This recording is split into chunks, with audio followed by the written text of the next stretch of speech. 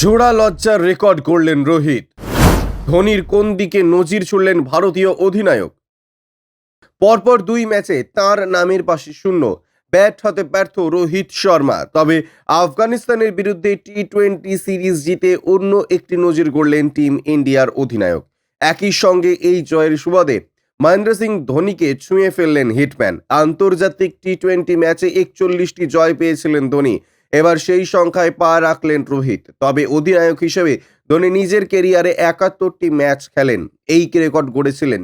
আর সেখানে রোহিত 53টি ম্যাচে নেতৃত্ব দিয়ে 41টি ম্যাচে জয় পেলেন।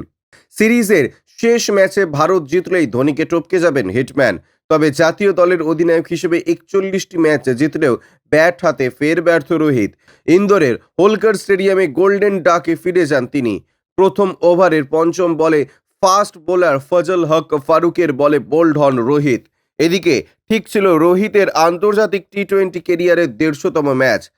তিনি প্রথম পুরুষ ক্রিকেটার যিনি এতগুলো ম্যাচ খেলছেন। এর আগে আফগানিস্তানের বিরুদ্ধে টি-20তে রান আউট হয়েছিলেন। তবে ম্যাচ জয় নিরিখে ধোনিকে ছুঁলেও হিটম্যানের নামে আরও লজ্জাজনক রেকর্ড তৈরি হয়েছে। টি-20 আন্তর্জাতিক ক্রিকেটে সবচেয়ে বেশি বা শূন্য রানে আউট হওয়ার যৌথ দ্বিতীয় ক্রিকেটার হয়েছেন তিনি। 20 ওভারের ফরম্যাটে এখনও পর্যন্ত 12 বার শূন্যতে প্যাভিলিয়ন ফিরেছেন রোহিত। তিনি ছাড়াও রুয়ান্ডার কভারের কেভিন ইরাকোস এবং আয়ারল্যান্ডের কেভিন ওব্রায়েন শূন্যতে আউট হয়েছেন। এছাড়া রোহিত হলেন প্রথম ভারতীয় ক্রিকেটার যিনি টি-20 ফরম্যাটে সবচেয়ে বেশিবার শূন্যতে আউট হয়েছেন। এরপর আফগানিস্তানে রয়েছে KL রাহুল, বিরাট কোহলি, শ্রেয়স আইয়ার এবং ওয়াশিংটন সুন্দর। ব্যুরো রিপোর্ট, ইউজে নিউজ।